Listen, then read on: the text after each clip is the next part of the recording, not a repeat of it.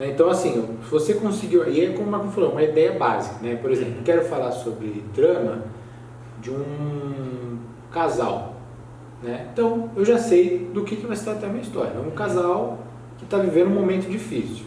E aí você vai de passo a passo, né? Qual é o momento difícil? Sim. Tá? Vai elevando até você conseguir construir o que a gente chama aqui, né, em roteiro, de premissa, né? Exatamente. É algo que você tem um texto sem filtro, sem nada, mas com uma ideia bruta. Né? E muita gente pensa que a premissa é para ser totalmente formatada, com técnicas. Não, é a hora que você tem que soltar. Isso aí. Soltar a tua criatividade é o momento do what if, né? O e se. Começa a se questionar. E se o quê? Vou dar um exemplo nosso da Prod para vocês terem um conceito mais fácil.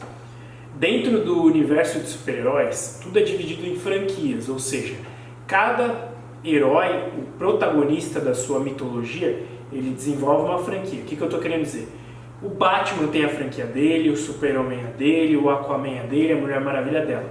Junta tudo isso e dá o universo de super-heróis. Por isso que se dividem em filmes solos para contar a mitologia de cada um. Então, franquias são isso dentro do universo de super-heróis. A gente percebeu o quê? Que a gente gostava muito do Egito, porque os dois assistiram a Múmia, a trilogia fantástica dela, que eu prefiro o 1 e o 2, mas a gente estudou na escola algum conceito em alguma época da mitologia egípcia ou alguma coisa da história do Egito, alguma coisa você já estudou e sempre você já viu algum conceito sobre o Anubis, sobre algum faraó, sobre a Cleópatra, e a gente foi construindo aquilo. O Egito está presente até no livro mais vendido da história, que é a Bíblia. Que é a Bíblia, então, exatamente. Você está bem... Tá bem, o Egito ele é muito, muito pop.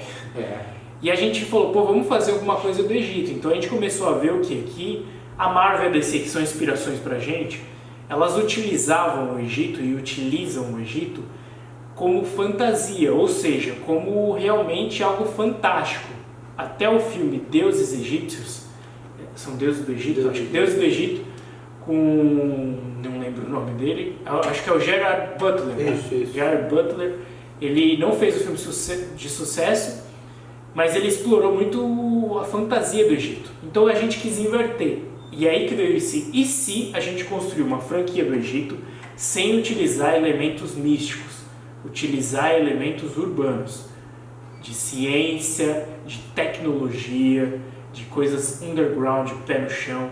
E aí que a gente criou o Chacal, que é esse aí que você vai ver agora, e a gente pegou o arquétipo do Anubis, ou seja, uma simbologia do deus mais popular para as pessoas, que é o Anubis, é o Chacal, um deus egípcio, e não colocou elemento místico. Então ele não é orgânico, ele é um vigilante, ele lida com questões de pobreza e riqueza no Egito. Então elementos urbanos, e isso a gente inova, porque ninguém fez isso ainda. E quem fez não popularizou, pelo menos no meio dos quadrinhos não popularizou. Então a gente sai do clichê e começa pro IC a focar nossa ilha pro lugar certo. E a gente, o que eu estava falando de limitar a sua ilha, a gente já definindo os nãos da ilha, ou seja, não vai ter elemento místico, não vai ter deuses egípcios, a gente fecha a ilha e aí consegue ter elementos criativos melhores. Pô, então a gente vai usar tecnologia, ciências, urbano, táticas, meio espionagem. Então o nosso universo, a nossa ilha do Chacal é só isso. O que não pertence a essas palavras não vai ter na história.